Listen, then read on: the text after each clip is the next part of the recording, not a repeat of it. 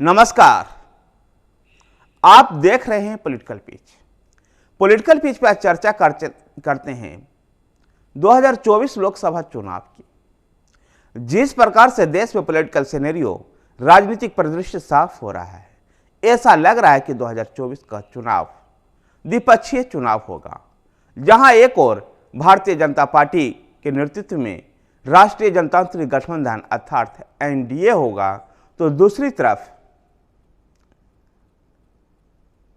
विपक्षी गठबंधन आईएनडीआईए होगा। यद्यपि विपक्षी गठबंधन का नेतृत्व कौन करेगा, जिस पर अभी सवालिया निशान है, जबकि भारतीय जनता पार्टी के नेतृत्व में एनडीए का नेतृत्व प्रधानमंत्री नरेंद्र मोदी कर रहे हैं। जबकि विपक्षी गठबंधन के पास कई चेहरे हैं नेतृत्व करने के लिए, लेकिन उन सब के बीच में सहमति नहीं। सभी पार्टियां अपने अपने नेताओं को प्रधानमंत्री प्रोजेक्ट करती है। बात अगर हम करें 2024 के लोकसभा चुनाव के लिए, तो विपक्ष भारतीय जनता पार्टी के सामने कहीं नहीं दिखाई दे रहा है। भारतीय जनता पार्टी की जिस प्रकार से तैयारियां चल रही है और विपक्ष अभी अपने नेता के लेकर के सीट शेयरिंग के फार्मूलों को लेकर के ही चर्चा करने में लगा हुआ है।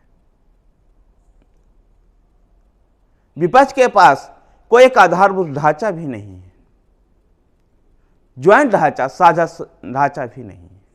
जबकि भारतीय जनता पार्टी लोकसभा चुनाव 2024 के लिए काफी आगे तक निकल गई है। अब भारतीय जनता पार्टी की अगर हम बात करें, तो भारतीय जनता पार्टी ने पूरे हिंदुस्तान को, पूरे भारत को 10 जोनों में विभाजित करके जोन प्रभारियों की नियुक्ति कर दी है।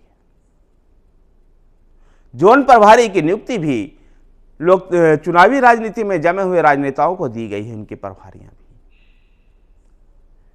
राजीव बब्बर जैसे नेता जो दिल्ली प्रदेश भारतीय जनता पार्टी के उपाध्यक्ष रहे, कई और ऐसे नेता जिनको संगठन में और चुनाव में काम करने का लंबा अनुभव है, उन नेताओं को इन जोनों की प्रभार सौंपा गया है। और ये जोन प्रभारी उस क्षेत्र विशेष के चुनाव अभियान के पूरी तरह से कैंपेन को, वहाँ के मुद्दे को, इन सब जो वहाँ की रिसर्च विंग है, उन सबको सर्च करने में, वहाँ के लोकल और स्थानीय मुद्दे को भी वो सर्च करके पार्टी कमान को, पार्टी के नेतृत्व को फीडबैक देंगे। तो दूसरी तरफ भारतीय जनता पार्टी ने न केवल 10 जोनों में विभाजित किया है देश को, न केवल प्रभारियों की नियुक्ति की है, बल्कि 300 कॉल सेंटर बना करके भी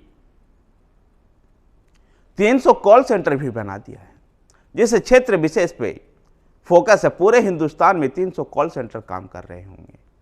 कॉल सेंटर काम करने के लिए एक कंसल्टेंसी कंपनी को भी नियुक्त कर लिया गया है। ये कॉल सेंटर चुनाव के वक्त चुनाव सामग्रियों के क्षेत्रों में वितरण, वहां के मुद्दे, वहां के कोऑर्डिनेशंस की सारी गतिविधियों को देखेगी। कह सकते हैं कि एक टॉप मैनेजमेंट लेवल पर भारतीय जनता पार्टी चुनाव लड़ने जा रही है। 2019 के चुनाव के समय में जहां केवल 190 कॉल सेंटर की स्थापना की गई थी, इस बार 2024 के लिए 300 कॉल सेंटरों की स्थापना की गई है। और उत्तर से लेकर दक्षिण तक, पूर्व से लेकर के पश्चिम तक ये सारे कॉल सेंटर काम करेंगे। कह सकते हैं कि चुनाव जीतने के लिए भारतीय जनता पार्टी जी तोड़ से मेहनत कर रही है। और भारतीय जनता पार्टी न केवल खुद मेहनत कर रही है, बल्कि वह एनडीए के बनते भी कुछ ऐसे प्रवक्ताओं की भी नियुक्ति की गई है, जो एनडीए के भी विभिन्न घटक दलों के प्रवक्ताओं को भी सामने लाया गया है। और वह अपने पार्टी के ही केवल दृष्टिकोण को नहीं रखेंगे, बल्कि एनडीए के दृष्टिकोण को भी रखेंगे। यद्यपि ये सुझाव चिराग पासवान ने प्रधानमंत्री नरेंद्र मोदी को दिया था, और जिसको नरेंद्र मोदी ने अपनाया है। चुनाव के वक्त में यद्यपि ज्यादातर भारतीय जनता पार्टी के प्रवक्ता होंगे, क्योंकि पार्टी बड़ी है।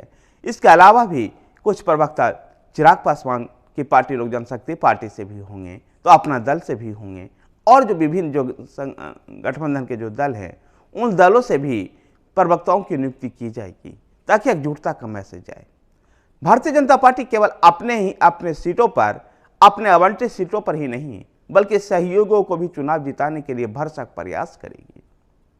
और उन सीटों पर भी ऐसा मानकर चल रही है कि भारतीय जनता पार्टी ही चुनाव लड़ रही है और अपने सीटों की भांति उन सहयोगी दलों के लिए भी फीडबैक और सारे वो तमाम चीज़ें को कोऑर्डिनेशन करने में लगी हुई है। धन्यवाद साथियों। अगर आपको वीडियो पसंद आए तो वीडियो को लाइक कीजिए, शेयर कीजिए। हमारे साथ बने रहने के लिए हमारे चैनल पॉलिटिकल पेज को सब्सक्राइब कीजिए। धन्यवाद।